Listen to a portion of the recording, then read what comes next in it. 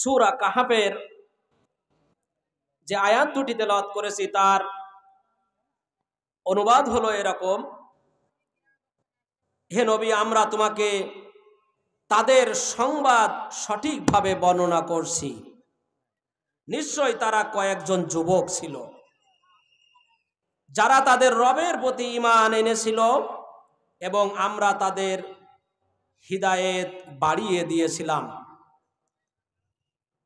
আমি তাদের মন দৃঢ় করেছিলাম যখন তারা উঠে দাঁড়িয়েছিল। অতঃপর তারা বলল, আমাদের পালনকর্তা হলো আসমান এবং জমিনের পালনকর্তা। আমরা কখনোই তার পরিবর্তে অন্য কোনো উপাস্যকে আহ্বান করব না। যদি করি তবে তা অত্যন্ত গর্হিত কাজ হবে। সূরা কাহাফ 13 এবং 14 নম্বর আয়াত। সম্মানিত হাজিরিন, আমি আপনাদের কাছে অনুরোধ করে বলছি, আশেপাশে যারা এলোমেলো দাঁড়িয়ে আছেন, ঘোরাফেরা করছেন, সকলেই মঞ্চের পাশে চলে আসুন, এই মাহফিল মাঠে চলে আসুন। আল্লাহ তাআলা আমাদের বরকত দান করবেন। বদরের মাঠে 313 জন যথেষ্ট ছিল ইসলাম বিজয় করার জন্য। সর্বপ্রথম এই বাংলাদেশে বৈষম্য বিরোধী আন্দোলন, বৈষম্য যে আন্দোলন শুরু হয়েছিল সেখানে নেতৃত্ব দিয়েছিল সর্বপ্রথম 6 জন। জগতে যারাই বিশ্ব জয় করেছে তাদের সংখ্যা প্রথমেই হাতে গোনা কয়েকজন, মুষ্টিমেয় কয়েকজন। আমরা এখানে যারা আছি, আশেপাশে যারা আছি, আমি সকলকে অনুরোধ করছি এই মাহফিল মাঠে চলে আসুন। আর আপনারা এখানে যারা আছেন, এদিক ওদিক ফাঁকা না বসে কাছাকাছি বসার চেষ্টা করুন। আমি সকলকে, দোকানপাটে যারা আছেন সকলকে মাহফিল মাঠে আসার জন্য বিশেষভাবে অনুরোধ করছি। সম্মানিত হাজিরিন,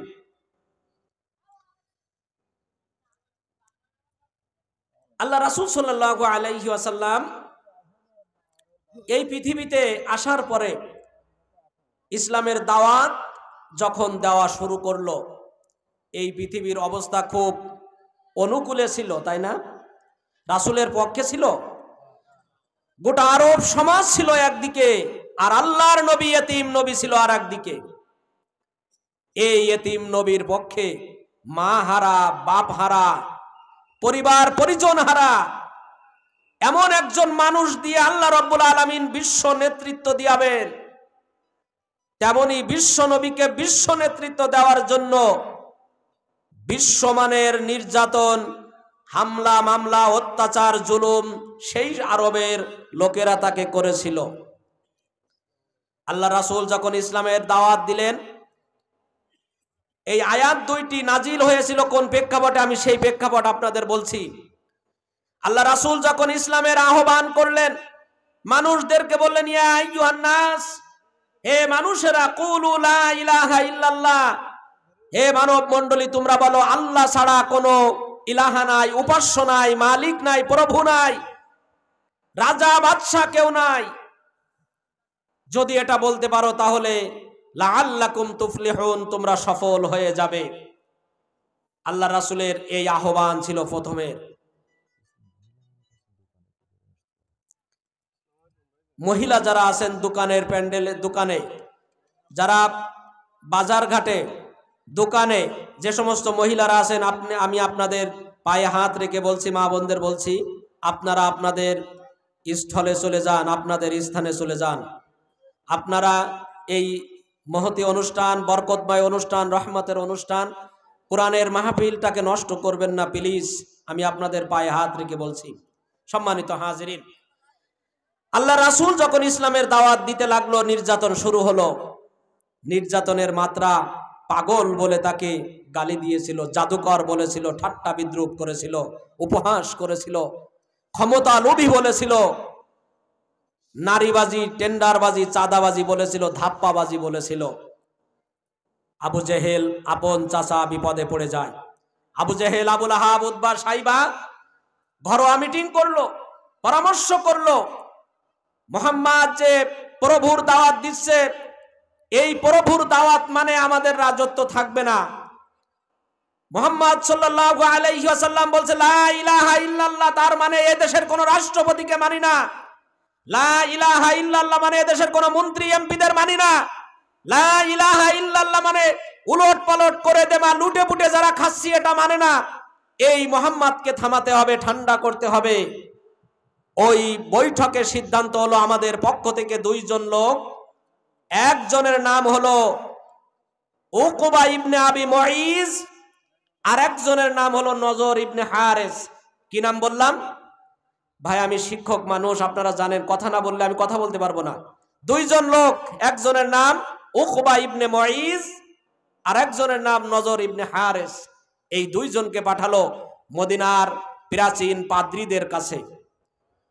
প্রাচীন পাদ্রীদের কাছে তোমরা যে ওই খ্রিস্টান ধর্মের পাদ্রীদের কাছে জিজ্ঞাসা করবে, আমাদের দেশে এই যে মোহাম্মদ কোরআনের দাওয়াত দিচ্ছে, ইসলামের দাওয়াত দিচ্ছে, আল্লাহর দাওয়াত দিচ্ছে, আল্লাহ অন্য কোন প্রভুর কথা বলছে, এই মোহাম্মদ সঠিক কিনা, এই সঠিক যাচাই বাছাই আমরা করব কিভাবে? বৈঠকের সিদ্ধান্ত অনুযায়ী দুইজন ব্যক্তি চলে যায় মদিনায়, উকবা ইবনে আবি মুঈজ আর নজর ইবনে হারেস। দুইজন যে বহু খোঁজাখুঁজির পরে খ্রিস্টান ধর্মের ধর্মযাজক, প্রাচীন ধর্মযাজক পাদ্রীকে পেয়ে গেল। পাদ্রীকে বলল, আমাদের দেশে নতুন প্রভুর উপাস্যের মূর্তির রবের কথা বলছে, এই লোকটা সঠিক কি বেঠিক, সত্য কি মিথ্যা, ভালো কি মন্দ, আমরা যাচাই বাছাই করব কি করে? যদি তুমি আমাদের প্রমাণ করে দিতে পারো মোহাম্মদ মিথ্যাবাদী, তাহলে আমরা তাকে হত্যা করে ফেলবো। দুনিয়ার থেকে যে রাজ ক্ষমতায় যাওয়ার স্বাদ জেগেছে এটা তা মিটিয়ে ফেলবো। আর যদি মোহাম্মদ সত্য নবী হয়, তাহলে তার সাথে আমরা ব্রেন খাটিয়ে কূট কৌশল অবলম্বন করে ইসলামের বাদে আমরা আমাদের রাজত্ব কায়েমের জন্য দাওয়াত দিব। তখন ধর্মযাজক, খ্রিস্টান ধর্মের পাদ্রী, সে বলল, তোমরা যে মোহাম্মদের কথা বলছো তার বাপের নাম কি আব্দুল্লাহ? তখন বলছে, হ্যাঁ, তার বাপের নাম, তার পিতার নাম হলো আব্দুল্লাহ। খ্রিস্টান পাদ্রী বলছে, তোমরা আমাকে বলো তার মায়ের নাম কি আমেনা? তখন বলছে, হ্যাঁ, তার মায়ের নাম আমেনা। তখন বলছে, এই মোহাম্মদ সত্য নবী কি মিথ্যা নবী প্রমাণ করবে তোমরা তিনটি প্রশ্ন তাকে করবে। কয়টি প্রশ্ন? তিনটি প্রশ্ন তাকে করবে। এক নম্বরে তার কাছে জিজ্ঞাসা করবে, হে মোহাম্মদ, তখনও তো নবী হননি, তাকে সেইভাবে সম্বোধন তারা করতো না, বলল মোহাম্মদ। মোহাম্মদের কাছে যেই জিজ্ঞাসা করবে, হে মোহাম্মদ, তুমি বলো শিমাল থেকে জুনুব, মাশরিক থেকে মাগরিব, তার মানে উত্তর দক্ষিণ পূর্ব পশ্চিম, পৃথিবীর এমন কোন জায়গা নাই যে জায়গায় একজন বাদশাহ পা রাখিনি, সেই বাদশার নাম কি? যদি মোহাম্মদ বলতে পারে তাহলে বুঝে নিবে মোহাম্মদ সত্য নবী। দুই নাম্বার প্রশ্ন তাকে করবে, হে মোহাম্মদ, তুমি আমাদের সেই গুহাবাসীদের কাহিনী বলো, সেই আসহাবে কাহাবের ঘটনা বলো, যে 7 জন যুবক তাদের বাদশার কাছ থেকে, রাষ্ট্রপতির কাছ থেকে চলে এসে উচ্চ কণ্ঠে তারা বলেছিল, আমরা তোমাকে মানি না। সেই 7 যুবকের কাহিনী তোমরা মোহাম্মদের কাছে শুনতে চাইবে। যদি মোহাম্মদ বলতে পারে তাহলে বুঝে নেবে মোহাম্মদ সত্য নবী। 3 নম্বরে তাকে প্রশ্ন করবে, হে মোহাম্মদ, তুমি বলো এই পৃথিবীতে যত মানুষ আছে সকল মানুষের অন্তরে রূহ আছে, এই রূহ এর উৎস কোথায়, এই রূহটা কি? তারা ওখান থেকে 2 জনই চলে আসলো, এসে দেখে মোহাম্মদ ইসলামের দাওয়াত দিয়ে, আল্লাহর দাওয়াত দিয়ে, কোরআন হাদিসের দাওয়াত দিয়ে ক্লান্ত শিলান্ত শরীর নিয়ে কাবা গৃহে হেলান দিয়ে বিশ্রাম নিচ্ছেন। তখন উতবা, সাইবা, আবু লাহাব, আবু জাহেল সকলেই মিলে যে মুহাম্মদকে ধরলো আর বলল, এই 3টি প্রশ্নের উত্তর নিঃসন্দেহে মুহাম্মদ দিতে পারবে না। তারা একযোগে যে মুহাম্মদকে বলল, মুহাম্মদ, তুমি বলো পূর্ব থেকে পশ্চিম, উত্তর থেকে দক্ষিণ কোন বাদশা সর্ব জায়গায় পা রেখেছিল? আরেকটি প্রশ্ন, 7 জন যুবকের কথা বলো যারা গুহার ভিতরে আশ্রয় নিয়েছিল। 3 নাম্বার প্রশ্ন, রূহ সম্পর্কে আমাদের বলো। আল্লাহর রাসূল বললেন, আমি আগামীকাল তোমাদের বলবো। কি বলল? আগামীকাল তোমাদের বলল, আল্লাহ রাসূল ইনশাআল্লাহ বললেন না। ইনশাআল্লাহ না বলার কারণে 40 দিন ওহী আসে না, 40 দিন ওহী বন্ধ থাকে। আল্লাহ রাসূল ব্যাকুল হয়ে যায়, পাগল হয়ে যায়, কি হলো, এর সমাধান কি? আরবের মানুষেরা আমাকে যে কোনো মুহূর্তে হত্যা করে ফেলবে আমি যদি প্রশ্নগুলো উত্তর দিতে না পারি। সত্য মিথ্যা, ইসলাম টিকবে কি টিকবে না, ইসলাম থাকবে কি থাকবে না, এর প্রমাণ হয়ে যাবে আমার এই উত্তরের উপরে নির্ভর করছে, উত্তরের উপরেই বেসিস করছে। অতএব আল্লাহ তুমি আমার উপরে কেন নাখোশ হলে? 40 দিন পরে 70,000 ফেরেশতা নিয়ে আসমান থেকে জিবরিল আমিন এসে বলল, ওয়ালা তাকুলান্না লিশাইইন ইন্নী ফাইলুন যালিকা গাদা ইল্লা আইয়াশা আল্লাহ। হে নবী, ভবিষ্যতের কোনো কথা যদি তুমি বলতে চাও তাহলে অবশ্যই ইনশাআল্লাহ বলবে। যদি আল্লাহ না চায়, আল্লাহ হায়াত না রাখে, তাহলে তোমার পক্ষে বলা সম্ভব ছিল না। আল্লাহ রাসূলকে ওহী আসা শুরু হলো।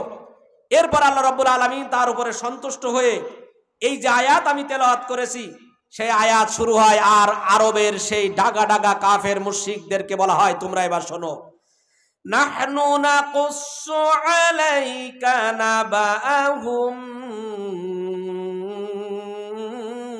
বিল হক।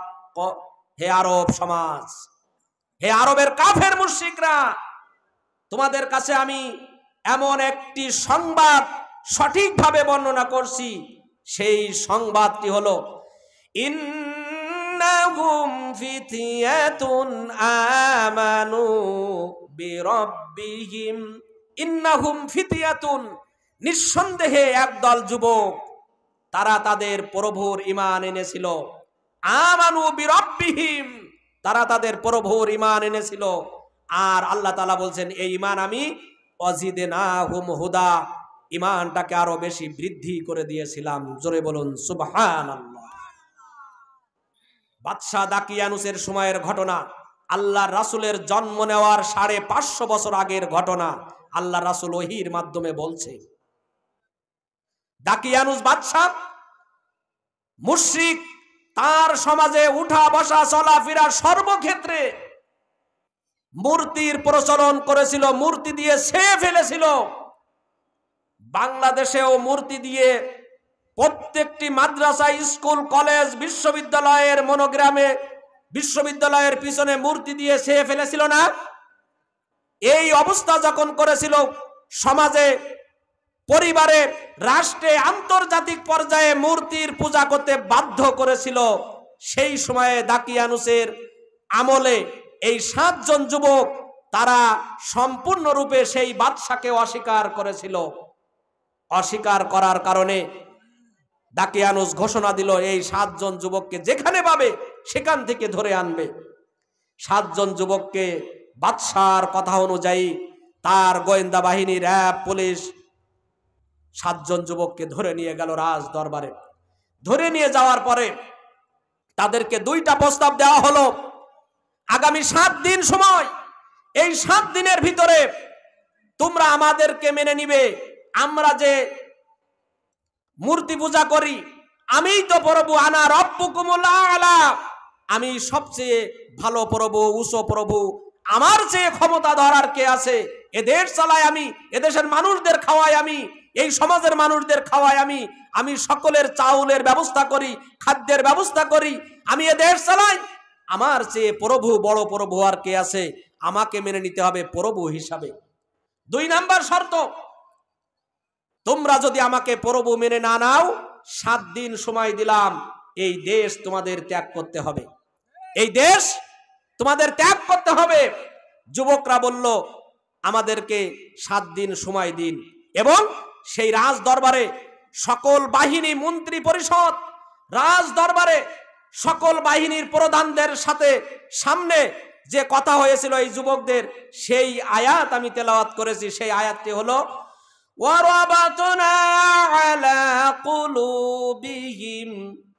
আল্লাহ রাব্বুল আলামিন বলছেন, আমি তাদের অন্তরকে দৃঢ় করে দিয়েছিলাম, খবরদার এই বাদশার কাছে তোমরা মাথা নত করবে না। তারা বাদশার কাছে মাথা নত করেনি, বাংলাদেশের ক্ষমতার মোহে, ক্ষমতার পাওয়ার দেখিয়ে বৈষম্য বিরোধী ছাত্র আন্দোলনের 7 জন যুবকদের, 8 জন 9 জন যুবকদের ধরে নিয়ে যেয়ে রাজ দরবারে গোয়েন্দা বাহিনী হারুন বেনজির যত নির্যাতন করা সব কিছু করেছিল। সর্বশেষ হাসিনা বলেছিল আমার কাছে ডেকে নিয়ে আসো। তাদেরকে প্রস্তাব দিয়েছিল, তারা বলেছিল আমার ভাইয়ের রক্তের উপরে পাড়া দিয়ে আমি তোমার সাথে কোনো আপোষ করতে যেতে পারি না। ঠিক কিনা? এই যুবক 7 জন যুবক আসহাবে কাহাবের মতো ঈমান তাদের হয়েছিল, যার কারণে বাংলাদেশে আজকে এই মহা বিপ্লব সম্ভব হয়েছিল।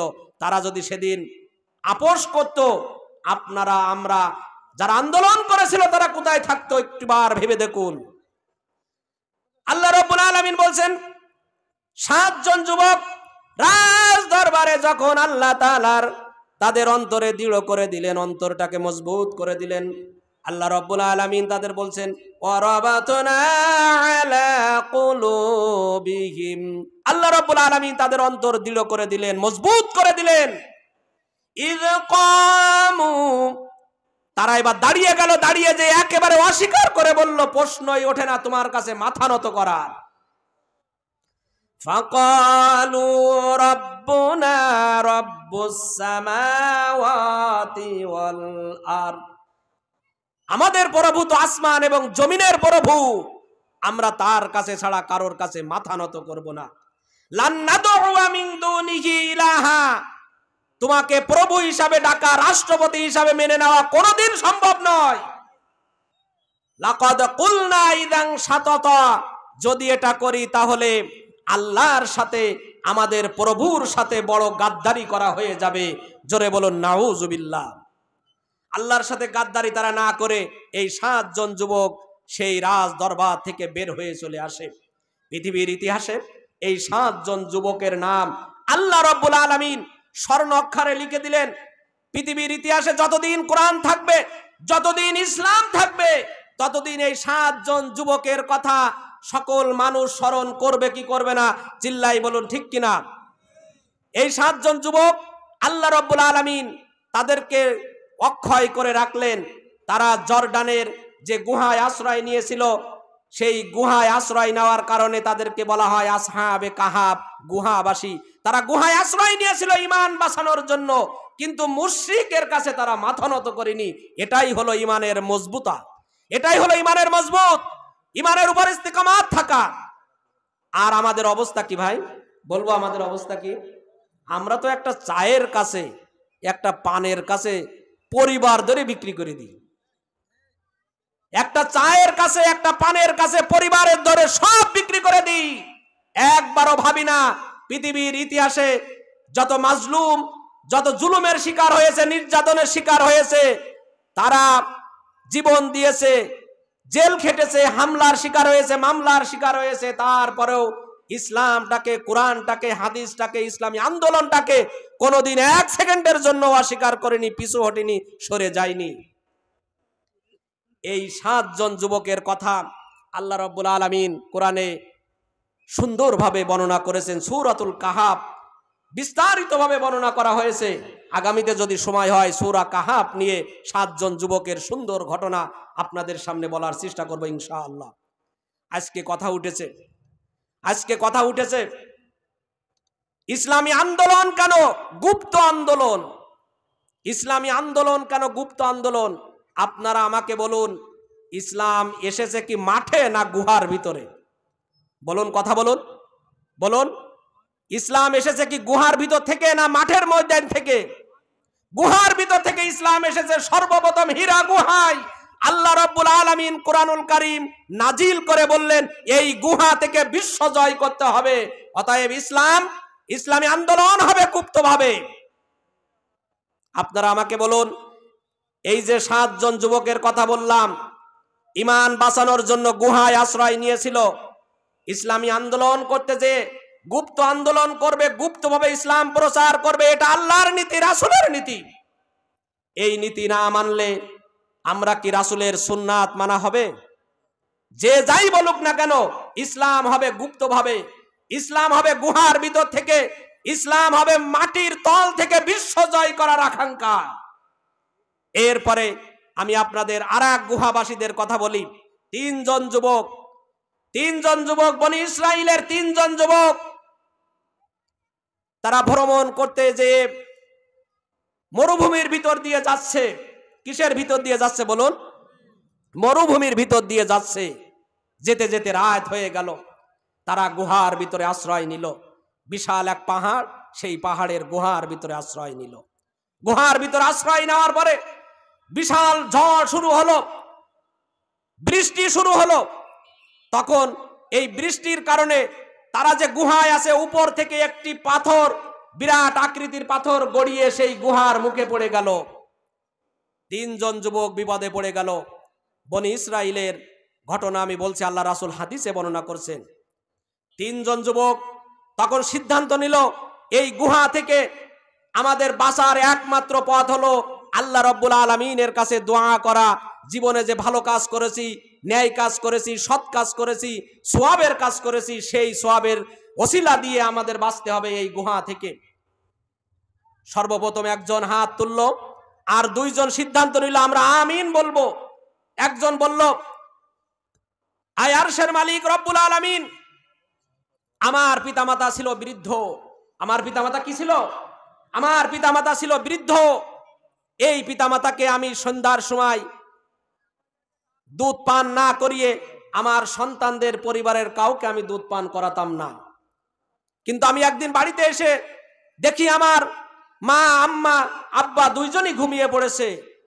দুইজনই যখন ঘুমিয়ে পড়েছে, আমি সেই দুধ নিয়ে সারা রাত তাদের বিছানার পাশে দাঁড়িয়ে থাকলাম, জাগানোর প্রয়োজন মনে করলাম না। সকাল যখন হয়ে গেল, ঘুম যখন ভেঙে গেল, আমি আমার সন্তানদের কান্না অপেক্ষা করে, তাদের আহাজারি অপেক্ষা করে আমি আমার মা এবং বাপের জন্য দুধের গিলাস নিয়ে দাঁড়িয়ে থাকলাম। সকাল যখন হয়ে গেল, তখন আমার আব্বু এবং আম্মু সেই দুধ পান করলো। রব্বুল আলামিন, আমার জীবনে যতদিন হায়াত পেয়েছি, আমি আমার সন্তানদেরকে, আমার স্ত্রীদেরকে আমি দুধ কোনোদিন আগে পান করাইনি। আমি আমার পিতামাতাকে দুধ আগে পান করিয়ে শান্ত করে তৃপ্ত দিয়ে তারপরে আমার পরিবারের অন্যান্যদেরকে আমি দুধ পান করিয়েছি। রব্বুল আলামিন, তোমার দরবারে আমার এই নেক কাজ যদি ভালো হয়ে থাকে, কবুল হয়ে থাকে, আমি যদি তোমার উদ্দেশ্যে এই কাজ করে থাকি, আল্লাহ তাআলা তুমি একমাত্র আমার অন্তরের খবর জানো, আমার মনের নিয়ত তুমি জানো। আজকে আমরা এই গুহার ভিতরে যে বিপদে পড়েছি, তোমার কাছে ফরিয়াদ জানাই আল্লাহ, আমাদের এই বিপদ থেকে এই ওসিলা করে আমার পিতামাতার সর্বপ্রথম যে দুধ পান করাই, এই কাজ যদি তোমার কাছে পছন্দ হয়, তাহলে রব্বুল আলামিন তুমি আমাদের এই বিপদ থেকে একটু বাঁচিয়ে দাও। সুবহানাল্লাহ। দুইজন বলল আমিন। পাথরটি একটু সরে গেল। এবার দুই নম্বর ব্যক্তি আল্লাহ তাআলার কাছে বলছে, ও রব্বুল আলামিন, আমার চাচাতো বোন ছিল, চাচাতো বোনের সাথে প্রেম নিবেদন করতাম, প্রেম ভালোবাসা যা কিছু করার আমি সব কিছু করতাম। আমার সেই চাচাতো বোন একদিন দুর্ভিক্ষের কারণে, অভাবের কারণে টাকার প্রয়োজন অনুভব করলো, আমার কাছে টাকা চাইলো। আমি তাকে এই প্রস্তাবটা পাওয়ার সাথে সাথে আমি তাকে কুপ্রস্তাব দিয়ে বসে পড়লাম। আমি যখন তাকে কুপ্রস্তাব দিলাম, টাকার জন্য আমার চাচাতো বোন রাজি হয়ে গেল। রব্বুল আলামিন, আমি যখন তার সাথে এই কুমন্ত্রণা, খারাপ কাজ করার জন্য দুই পায়ের মাঝখানে বসে পড়লাম, আমার সেই চাচাতো বোন সঙ্গে সঙ্গে আমার অঙ্গভঙ্গিমা দেখে বলল, ইত্তাকুল্লাহ, হে ভাই তুমি আল্লাহকে ভয় করো। আল্লাহ রাব্বুল আলামিন আমার চাচাতো বোনের আহ্বানে সঙ্গে সঙ্গে আমি সেখান থেকে ফিরে এসেছি। জিনার কাজ করিনি, অবৈধ মিলামেশা করিনি, সহবাস করিনি। রব্বুল আলামিন, তোমার কাছে যৌবন ইবাদত করা যদি ভালো লেগে থাকে, তাহলে আজকে এই গুহার ভিতরে যে বিপদে পড়েছি গো মাওলা, তুমি আমাদের এই গুহার ভিতরে এই পাথরটি একটু সরিয়ে দাও। দুইজন সাথে সাথে বলে উঠলো আমিন। আমিন বলার সাথে সাথে পাথরটি আর একটু সরে গেল। আল্লাহ রব্বুল আলামিনের কাছে তৃতীয় জন এবার দোয়া করলো, রব্বুল আলামিন, আমি অনেক মজুরি নিয়েছিলাম, অনেক কামলা একদিন নিয়েছিলাম, জন নিয়েছিলাম। সন্ধ্যা বেলায় তাদের মজুরি যখন পরিশোধ করে দিলাম, তাদের ভিতর থেকে একজনকে আমি কোনোভাবে খুঁজে পেলাম না। রব্বুল আলামিন তার সেই মজুরির টাকা দিয়ে আমি ছাগল, গরু, ভেড়া, এগুলো মহিষ কিনেছি। দীর্ঘদিন হয়ে গেল, আমার ব্যবসা বৃদ্ধি পেল, অসংখ্য গরু, ছাগল, ভেড়া হয়ে গেল, ভেড়ার পাল হয়ে গেল, মহিষের পাল হয়ে গেল। হঠাৎ একদিন আমার সেই মজুরি এসে বলল, আমি তোমার কাছে যে পাওনা পাই সেই পাওনা ফেরত দাও। আমি সেই মজুরিকে, জনকে, কামলাকে বললাম, ও কামলা ভাই, এই যা পাল দেখছো, যত গরু ছাগল দেখছো, ভেড়া দেখছো, এই সব কিছু তোমার, তুমি ইচ্ছা করলে নিয়ে যেতে পারো, এতে আমার বিন্দু মাত্র কোনো আপত্তি থাকবে না। এই ভেড়ার পাল সব তোমার। আমার কথা শুনে রব্বুল আলামিন আমার সেই কামলা ভাই সকল ভেড়া, উট, গরু, ছাগল সব কিছু নিয়ে চলে গেল। আমার অন্তরের ভিতরে বিন্দু মাত্র কোনো মায়া হলো না। রব্বুল আলামিন, আমি আমানতের খেয়ানত করিনি, আমানত বুঝিয়ে দিয়েছি। তোমার কাছে যদি এই আমানতদার ভালো লেগে থাকে, আজ এই গুহার ভিতরে আমরা যে বিপদে পড়েছি, এই গুহার মুখ থেকে তোমার রহমতে করুণায় পাথরটি একটু সরিয়ে দাও। আর যে দুইজন ছিল, সঙ্গে সঙ্গে তারা জোরে চিৎকার দিয়ে বলে উঠলো, আমিন ইয়া রব্বাল আলামিন। আল্লাহ রব্বুল আলামিনের রহমত করুণায় পাথরটি পরিপূর্ণ সরে গেল। তিনজন যুবক এই গুহা থেকে বের হয়ে তাদের রাস্তায় আবার চলে গেল। আল্লাহ রব্বুল আলামিন তাদের আমলের বিনিময়ে, ওসিলায়, তাদের নেক আমলের কারণে, তাদের ভালো কাজের কারণে আল্লাহ তাআলা বিপদ আপদ বালা মুসিবত থেকে বাঁচিয়েছেন। সম্মানিত হাজিরিন, সম্মানিত উপস্থিতি, আমি আপনাদের দুইটি গুহার কথা বলেছি, আসহাবে কাহাফের কথা বলেছি, বনি ইসরাইলের গুহার কথা বলেছি। এক নম্বরে পিতামাতার খেদমত করে আল্লাহর সন্তুষ্টি অর্জন করেছে। দুই নম্বরে যৌবনের হিফাজত করে আল্লাহর সন্তুষ্টি অর্জন করেছে। তিন নম্বরে আমানতের খেয়ানত না করে আমানত রক্ষা করে আল্লাহর সন্তুষ্টি অর্জন করেছে। আল্লাহর সন্তুষ্টি অর্জন করার কারণে সকল বিপদ আপদ বালা মুসিবত থেকে তারা রক্ষা পেয়েছে। সুবহানাল্লাহ। সম্মানিত হাজিরিন, আমি আপনাদের দুইটি যুবকের ঘটনা বললাম, দুই জায়গার যুবকের ঘটনা বললাম। এই যুবক যারা আসছো, যুবক বয়সে যারা আজ মাহফিল শুনতে এসেছো, আমি তোমাদের বলছি, হে যুবক, আমি তোমাদের বলছি, তোমাদের চরিত্র সুন্দর করতে হবে আসহাবে কাহাফের সেই 7 যুবকের মতো। আসহাবে কাহাফের 7 যুবকের মতো তোমাদের ঈমান মজবুত করতে হবে।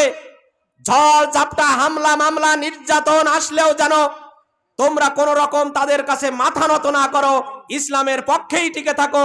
ইসলামটাকে বিজয়ী করার জন্য তোমাদের কণ্ঠ, রক্ত, শ্রম, টাকা পয়সা সব কিছু ব্যয় করতে পারো। সেই যুবকদের মতো তোমাদের হওয়ার, চরিত্র হওয়ার আহ্বান করছি। সকল যুবকদের আমি পায়ে হাত রেখে বলছি, ইসলামী আন্দোলন, কোরআন হাদিস, আল্লাহর ডাকে সাড়া দিয়ে মসজিদ মুখী হয়ে যে, ইসলামী আন্দোলন মুখী হয়ে যে, কোরআন প্রতিষ্ঠা করার জন্য, ইসলামী রাজ প্রতিষ্ঠা করার জন্য তোমাদেরকে ঝাঁপিয়ে পড়তে হবে, অগ্রণী ভূমিকা পালন করতে হবে। এই যুগে যুগে ইসলামের প্রচার প্রসার, ইসলামের বিজয়ের পিছনে যারা এই ভূমিকা রেখেছে তারাই ছিল যুবক। আপনারা বলুন তো, এই 7 জন যুবক সারা দেশ যখন মুশরিকে ভরপুর, সেই মুশরিকদের সামনে মাথা উঁচু করে বলা, আমি তোমাদের মানি না, এই রাষ্ট্রপতির মানি না, এই মন্ত্রী পরিষদ মানি না, এই এমপিদের মানি না, এই দেশের কোন বাহিনীদেরকে মানি না, এই কথা বলা কি যেমন তেমন ইমানের দরকার? আপনারা আমাকে বলুন, বুলেটের সামনে দাঁড়িয়ে বলতে পারবেন আল্লাহর আইন চাই, সৎ লোকের শাসন চাই? বলুন, কথা বলুন, আল্লাহর আইন চাই, সৎ লোকের শাসন চাই, বলতে পারবেন? আপনারা কি বুলেটের সামনে দাঁড়িয়ে বলতে পারবেন আলা লাহুল খলক ওয়াল আমর, সৃষ্টি যার, আইন চলবে তার? পারবেন? কথা বলতে হবে। যদি বলতে পারেন তাহলে ঈমান আপনাদের আছে, এটা বুঝে নিব। ঈমান আপনাদের আছে, এটা বুঝে নিব। সম্মানিত হাজিরিন, আসহাবে কাহফের 7 যুবকের মতো চরিত্র যদি যৌবন বয়সে তোমরা আনতে চাও, তাহলে সুন্দর চরিত্র তোমাদের গঠন করতে হবে, উত্তম চরিত্র তোমাদের গঠন করতে হবে। তোমাদের চরিত্রের উপরে নির্ভর করবে তোমাদের পরিবারের সকল সদস্য শান্তিতে বসবাস করবে কিনা। তোমার জন্য তোমার পিতা অশান্তিতে থাকে, তোমার চলাফেরা, তোমার ওঠা বসা, তোমার চাল চলন এত পাগলামি, এত ধরনের খারাপ, তোমার পিতামাতা আল্লাহর কাছে ফরিয়াদ করে বলে, আমার সন্তানের মুখ তুমি আমাকে আর দেখাইও না। এমন যুবককে আমরা হতে চাই? এমন চরিত্রকে আমরা বানাতে চাই? বলুন, এমন চরিত্র আমরা বানাতে চাই না, আমরা উত্তম চরিত্র বানাতে চাই। আপনাকে গ্যারান্টি দিতে হবে, জীবনে যতদিন সময় পেয়েছেন 1 সেকেন্ডের জন্য কোনো মেয়েকে উত্ত্যক্ত করেননি, এমন যৌবনের যুবক আপনাকে হতে হবে। আপনাকে বলতে হবে, জীবনে দাঁড়িয়ে বলতে হবে, আমি সেই রাসূলকে মানি। আমার নবী 63 বছর জীবনে একটিবারের জন্য মিথ্যা কথা বলেননি। আপনি কি সেই গ্যারান্টি দিতে পারবেন? কথা বলুন। যদি তাই না পারেন, তাহলে রাসূলের সাথে জান্নাতে যাওয়ার আশা করেন কি করে? আমার মাথায় আসে না। আপনাদের চরিত্র থাকতে হবে। আল্লাহ রাসূল রাস্তা দিয়ে হেঁটে যেত, বিধবা মানুষগুলো স্বস্তি ফিরে পেত। আল্লাহ রাসূল রাস্তা দিয়ে হেঁটে যেত, এতিমরা তাদের মনের দুঃখ কষ্টগুলো সব ঘুচায়ে ফেলতো, এতিমরা সান্ত্বনা পেত। সেই সমাজের মানুষগুলো আস্থার স্থল বানিয়ে নিয়েছিল সেই রাসূলকে। এমন চরিত্র আপনাদের হতে হবে। হে যুবক ভাইয়েরা, কুরআনুল কারীমের কাছে ফিরে আসুন, ইসলামের কাছে ফিরে আসুন, আল্লাহর রাসূলের কাছে ফিরে আসুন। আল্লাহ রাব্বুল আলামিন বলছেন, উত্তম চরিত্র যদি গ্রহণ করতে চাও, সুন্দর চরিত্র যদি গ্রহণ করতে চাও, কোথায় পাবে উত্তম চরিত্র, সুন্দর চরিত্র? আল্লাহ রাব্বুল আলামিন সূরা আহজাবের ভিতরে খুব সুন্দর করে বলছেন, লাকাদ কানা লাকুম ফি রাসূলিল্লাহি উসওয়াতুন হাসানা। তোমরা যদি শ্রেষ্ঠ চরিত্র পেতে চাও, উত্তম চরিত্র পেতে চাও, ভালো চরিত্র পেতে চাও, তাহলে জনাবে মুহাম্মাদুর রাসূলুল্লাহ সাল্লাল্লাহু আলাইহি ওয়াসাল্লামের জীবনী পড়ে নাও। তোমরা যদি অসভ্য থেকে সভ্য হতে চাও, অভদ্র থেকে ভদ্র হতে চাও, অমানুষ থেকে মানুষ হতে চাও, তোমরা যদি জানোয়ার, পশু পাখি, হায়নার থেকে ভালো মানুষ হতে চাও, তাহলে মুহাম্মাদের জীবনী তোমরা পড়ে নিজের জীবনে মানার চেষ্টা করে নাও। আল্লাহ রাসূল বলছেন, বুইসতু লিউতাম্মিমা মাকারিমাল আখলাক। হে বিশ্ববাসী, ও হে বিশ্ববাসী, তোমরা শোনো, তোমাদের চরিত্র পরিপূর্ণ করার জন্য, তোমাদের চরিত্র সুন্দর করার জন্য, ভালো মানুষ বানানোর জন্য, তোমাদের অন্তর পরিষ্কার করানোর জন্য, তোমাদের দেহ মন সব কিছু পবিত্র করার জন্য আমি পৃথিবীতে আল্লাহ তাআলার কাছ থেকে প্রেরিত হয়েছি। জোরে বলুন সুবহানাল্লাহ। সম্মানিত হাজিরিন, আল্লাহ রাব্বুল আলামিন আল্লাহ রাসূলের চরিত্রের ব্যাপারে বলছেন, ওয়া ইন্নাকা লাআলা খুলুকিন আযীম। হে বিশ্ববাসী, হে বিশ্ববাসী, তোমরা শুনে নাও, উত্তম চরিত্র, মহান চরিত্র যদি পেতে চাও, মুহাম্মাদের কাছে চলে আসো, মুহাম্মাদের আদর্শ তোমরা গ্রহণ করো। যে মুহাম্মদ পরিবার থেকে নিয়ে সমাজ, রাষ্ট্র, আন্তর্জাতিক পর্যায়ে অর্থনীতি, সমাজনীতি, দর্শন নীতি, সকল নীতিতে আল্লাহ রাসূলের আদর্শ আছে না নাই? আমরা তো শুধুমাত্র খাওয়ার পরে মিষ্টি খাওয়া সুন্নাত, এটা ভালো বুঝি, যেগুলো পেটে যাবে এগুলো বুঝি, খাওয়ার গুলো বুঝি, নরম গুলো বুঝি, কিন্তু উত্তপ্ত ময়দানে রক্ত দিতে হবে, কণ্ঠকে বিসর্জন দিতে হবে, জীবন বিসর্জন দিতে হবে, আল্লাহর রাস্তায় জান মাল দিয়ে ইসলামটাকে প্রতিষ্ঠা করতে হবে, এই ব্যাপারে আমরা তখন বলি এই জায়গায় এসে আমরা মুখ নাড়াই, ঠিক না? এখানে আমরা আর নাই। এই জন্য আল্লাহ রাসূলের দর্শন গ্রহণ করতে হবে। সম্মানিত হাজিরিন, সুন্দর চরিত্র গ্রহণ করার জন্য যুবক ভাইদের বলছি, 1 নম্বরে উত্তম চরিত্র যদি গ্রহণ করতে চাও, সুন্দর চরিত্র যদি গ্রহণ করতে চাও, 1 নম্বরে তোমাদের মাদক পরিহার করতে হবে, মদ পরিহার করতে হবে, সকল ধরনের নেশা পরিহার করতে হবে। বিড়ি, সিগারেট, মোবাইল খেলা, পাবজি খেলা, ট্যাটু পরানো, এরপরে চুলের স্টাইল দিয়ে চুলের কালার করা, যত ধরনের অশ্লীলতা বেহাপনা আছে সব কিছু তোমাদের পরিহার করতে হবে। এক নম্বরে মাদক পরিহার করতে হবে, মদ খাওয়া যাবে না। মদ মাতলামি হয় যত ধরনের খাবারে, সে খাবারগুলো গ্রহণ করা যাবে না। আল্লাহ রাব্বুল আলামিন বলছেন, ইয়া আইয়ুহাল্লাযীনা আমানু ইন্নামাল খামরু ওয়াল মাইসির, হে ঈমানদারেরা, ও হে ঈমানদারেরা, তোমাদের জন্য মদ জুয়া হারাম করা হয়েছে। খবরদার খবরদার, মদের কাছেও যাবে না। তোমাদের ব্রেনটা নষ্ট করে দিবে, যৌবনের শক্তিটা নষ্ট করে দিবে, টাকা পয়সা নষ্ট করে দিবে, পরিবারের ভিতরে অশান্তি এনে দিবে, সমাজে অশান্তি এনে দিবে, মাতলামি করবে, মাকে তখন বউ বলে ডাকা শুরু করবে। অতএব ফিরে আসুন, ফিরে আসুন যুবক ভাইয়েরা, যত ধরনের নেশা জাতীয় দ্রব্য আছে, সকল ধরনের নেশা জাতীয় দ্রব্য থেকে আমরা বিরত থাকব। সম্মানিত যুবক ভাইয়েরা, যুবক ভাইদেরকে বলছি, যত ধরনের বিজাতীয় সংস্কৃতি আছে, সকল সংস্কৃতি আমাদের পরিত্যাগ করতে হবে। আমরা যখন ফুটবল খেলা হয়, মেসি রোনাল্ডোর জন্য পাগল হয়ে যাই, মেসি রোনাল্ডোর কথা বললে মারামারি করি, কাটাকাটি করি, কিন্তু যদি ইসলামের কথা বলি ওই জায়গায় আমরা চুপ হয়ে যাই। আল্লাহ রাসূল বলছেন, যতদিন পর্যন্ত তুমি তোমার পিতামাতা, সন্তানাদি, পরিবারের আত্মীয় স্বজন, পৃথিবীর সকল মানুষের চেয়ে আমাকে ভালোবাসতে না পারবে, ততদিন পর্যন্ত তোমরা মুমিন হতে পারবে না। বিজাতীয়দের গ্রহণ করা যাবে না, আমেরিকার কালচার গ্রহণ করা যাবে না, চুলে কালার করা যাবে না, চুল অন্য রকম ভিন্ন রকম কাটিং দেওয়া যাবে না, বাটি শার্ট দেওয়া যাবে না। যদি আমরা দিই তাহলে আমরা ইহুদি খ্রিস্টানদের বন্ধু হিসাবে গ্রহণ করে নিলাম।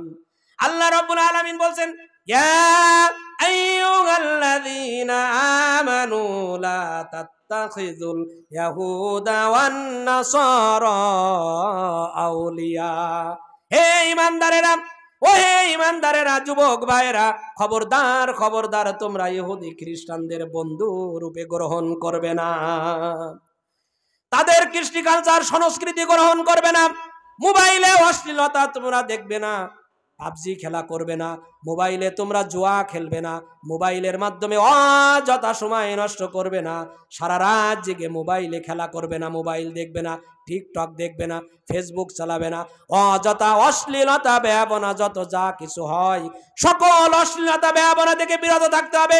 আল্লাহ রাব্বুল আলামিন আমাদের তৌফিক দান করুন, আমরা বলি আমিন। যুবক ভাইরা, এরপরে ওই আসহাবে কাহাফের যুবকদের মতো হতে গেলে জ্ঞানের পাহাড় গড়তে হবে। আল্লাহ রাব্বুল আলামিন বললেন, তোমরা জ্ঞান অর্জন করো, ইকরা বিসমি রাব্বিকাল্লাযী খলাক, জ্ঞান অর্জন করো, জ্ঞান অর্জন করো, জ্ঞানের পরিধি তোমরা বাড়াও। তোমরা যত জ্ঞানী হবে বিশ্ব তোমরা নেতৃত্ব দিবে। তোমরা অশিক্ষিতদের উপরে নেতৃত্ব দিতে একমাত্র সহায়ক হিসাবে কাজ করবে জ্ঞান, বিজ্ঞান, জ্ঞান এবং বিজ্ঞান, জ্ঞানী হতে হবে। কোরআন, হাদিস, দর্শন, ফিলোসফি, জিওগ্রাফি, সকল ধরনের জ্ঞান অর্জন করতে হবে। এরপরে হে যুবক ভাইয়েরা, তোমাদের আল্লাহর আনুগত্য করতে হবে। আল্লাহর আনুগত্য করার ক্ষেত্রে কোন রকম আপোষ করলে চলবে না। যুগে যুগে যত নবী রাসূল এসেছিল সকলেই বলেছিল, ইয়া কওমি ইবুদুল্লাহ মা লাকুম মিন ইলাহিন গায়রু, হে আমার জাতির লোকেরা তোমরা আল্লাহর ইবাদত করো, হে আমার জাতির লোকেরা তোমরা আল্লাহর দ্বীন ইসলামটাকে এই পৃথিবীতে, এই দেশে কায়েম করে দাও। হে আমার জাতির লোকেরা এই সমাজে অসভ্যটাকে দূর করে সভ্যতা প্রতিষ্ঠা করে দাও। হে আমার জাতির লোকেরা অনিসলামিক সকল কার্যকলাপ থেকে তোমরা ইসলামিক কার্যকলাপ, কৃষ্টি কালচার প্রতিষ্ঠা করে দাও। সম্মানিত যুবক ভাইয়েরা, সর্বদা আল্লাহর উপরে ভরসা করতে হবে, আল্লাহর উপরে তাওয়াক্কুল করতে হবে। এরপরে দ্বীন ইসলাম, দ্বীন ইসলামী আন্দোলন বিজয়ের ক্ষেত্রে তোমাদের রক্ত বেশি দরকার, বেশি প্রয়োজন। ইসলামী আন্দোলন করার ক্ষেত্রে ইসলামের ইতিহাসে সকল যুবক যেভাবে রক্ত দিয়েছে, সাহাবায়ে আজমাইনরা যেভাবে রক্ত দিয়েছে, তোমরা এগিয়ে আসুন। ইসলাম তোমাদের হাত ছানি দিয়ে ডাকছে, কোরআন তোমাদের হাত ছানি দিয়ে ডাকছে, ইসলামী আন্দোলন তোমাদের হাত ছানি দিয়ে ডাকছে। ইসলাম তোমাদের দ্বারাই কায়েম হবে, ইসলাম তোমাদের দ্বারাই প্রতিষ্ঠিত হবে। এই দেশে ইসলামী রাজ কায়েম হোক, এই আশা আকাঙ্ক্ষা কি আমরা করতে পারি? চিৎকার দিয়ে বলুন, আমরা আশা আকাঙ্ক্ষা করতে পারি? সম্মানিত হাজিরিন, সামনে আমাদের রমজান আসছে, সামনে আমাদের রমজান আসছে। যুবক ভাইদের বলছি, রমজানের আগাম প্রস্তুতির জন্য 11টি বিষয় আমি বলবো। 11টি বিষয় রমজান আসছে, 11টি বিষয় আল্লাহ রাসূল রজব এবং শাবান মাস যেন কাপড় চোপড় ঘর বাড়ি সব ধুয়ে মুছে পরিষ্কার করে সেজে গুজে কোথায় যেন যাচ্ছেন। আয়েশা রাদিয়াল্লাহু তাআলা আনহা জিজ্ঞাসা করছেন, কোথায় যাচ্ছেন? আল্লাহ রাসূল বলছে, হে আয়েশা, তুমি কি জানো না রমজান আগত, রমজান মাস আসছে, এই পৃথিবীর মানুষদের ক্ষমা করার যে মাস, এই পৃথিবীর সকল পাপ পঙ্কিলতা, সকল ধরনের অন্যায় অশ্লীলতা বেহাপনা, আল্লাহর প্রতি ঈমান বৃদ্ধি করার জন্য, তাকওয়া বৃদ্ধি করার জন্য, খোদাভীতি বৃদ্ধি করার জন্য যে মাস আসছে, আমি কি সেই মাসের জন্য প্রস্তুতি গ্রহণ করব না? এই মাস হলো রমজান মাস। সেই রমজান মাস আসার আগে আমাদের 11টি কাজ করতে হবে। 1 নম্বরে বেশি বেশি করে এখন থেকে আমাদের পিছনের একটি বছরের গুনাহ খাতার জন্য তওবা ইস্তেগফার বেশি বেশি করে করতে হবে। কি করতে হবে বলুন? তওবা ইস্তেগফার বেশি বেশি করে করতে হবে। 2 নম্বরে রমজানের যত উপকারিতা আছে সেই উপকারিতাগুলো নিজের অন্তরে স্মরণ করতে হবে এবং বিশ্বাস করতে হবে আল্লাহ তাআলার কাছে। আল্লাহ তাআলা রমজান দিচ্ছে মানুষের শরীরের উপকারের জন্য, ঈমানের উপকারের জন্য, খোদাভীতির জন্য, সেই জন্য এগুলো স্মরণ করতে হবে। 3 নম্বরে মানসিক প্রতিজ্ঞা নিতে হবে, 30টি রমজান 30টি রোজা আমি রাখবো ইনশাআল্লাহ। প্রতিজ্ঞা করতে পারবেন? প্রতিজ্ঞা করতে পারবেন? কোন রকম অজুহাত দিলে হবে না, আমাদেরকে রমজানের 30টি রোজা রাখতেই হবে। আপনার সকলেই প্রতিজ্ঞাবদ্ধ হব আজ থেকে। 4 নম্বরে বিগত বছরে যে ভাঙতি রোজা আছে, এই ভাঙতি রোজাগুলো এখনো যে 10-12 দিন সময় আছে, সেই 10-12 দিনের ভিতরে রেখে দেওয়ার চেষ্টা করব ইনশাআল্লাহ। 5 নম্বরে সাধারণত যে অন্যায় অশ্লীলতা বেহাপনা হয়ে গিয়েছে গত বছর থেকে এই পর্যন্ত, এই সাধারণ ভুলের জন্য আল্লাহ তাআলার কাছে ক্ষমা পাওয়ার জন্য দোয়া করব। 6 নম্বরে যে ফরজ রোজা আসছে, এই তারাবি, তারপরে ইফতার, রোজার যে বিধিবিধান, এই বিধিবিধানগুলো নিয়ম কানুনগুলো আমরা আগেভাগে জেনে নেওয়ার চেষ্টা করব। 7 নম্বরে বিগত রমজানের যে অসমাপ্ত আমলগুলো, বিগত রমজানে থেকে এই পর্যন্ত যে আমলগুলো করতে পারেননি, তাহাজ্জুদ নামাজ পড়ার অভ্যাস গড়ে তুলুন, সেই আমলগুলো করার খুঁজে বের করতে হবে। এরপরে শাবান মাস জুড়ে রোজা রাখার মোহরা দিতেন আল্লাহ রাসূল। আমরা এই মাসে এখনো যে কয়দিন সময় আছে, 1টি-2টি রোজা রেখে আমরা প্র্যাকটিস করব, আমরা রোজা রাখতে পারবো কি পারবো না, শরীর পারবে কি পারবে না। এরপরে রমজানের 24 ঘন্টা রুটিন করতে হবে। জীবনে তাফসির পড়েননি, কোরআন পড়া শেখেননি, হাদিস পড়া শেখেননি, এই রমজান মাস আসছে, আপনারা তাফসির পড়া শিখুন, কোরআন পড়া শিখুন, তাফসির করা শিখুন বেশি বেশি করে। যেখানে কোরআনের তাফসির হবে, দার্স হবে, মক্তবে যান, কোরআন শিখুন, হাদিস শিখুন, এগুলো শেখার জন্য মানসিকতা তৈরি করুন। 10 নম্বরে চাঁদের অনুসন্ধান করতে হবে। 29 তারিখ থেকে চাঁদের অনুসন্ধান করতে হবে। আল্লাহ রাসূল করতেন, চাঁদ খোঁজা, অনুসন্ধান করা, এটা আমাদের জন্য সুন্নাত। 11 নম্বরে বেশি বেশি করে আল্লাহর কাছে দোয়া করতে হবে, আল্লাহুম্মা বারিক লানা ফি রজব ওয়া শাবান ওয়া বাল্লিগনা রমাদান। রব্বুল আলামিন, রমজান পর্যন্ত তুমি আমাদের হায়াত বৃদ্ধি করে দাও, যেন কোন রকম রমজান মাস পর্যন্ত আমরা পৌঁছে যেতে পারি তোমার রহমতের সাগরে, যেন আমরা হাবুডুবু খেয়ে জীবনের গুনাহগুলো ক্ষমা করায় নিতে পারি। আমি আপনাদের যে 11টি কথা বললাম মনে থাকবে? রমজান আসার আগে এই 11টি বিষয়ে আপনারা পূর্ব প্রস্তুতি গ্রহণ করবেন।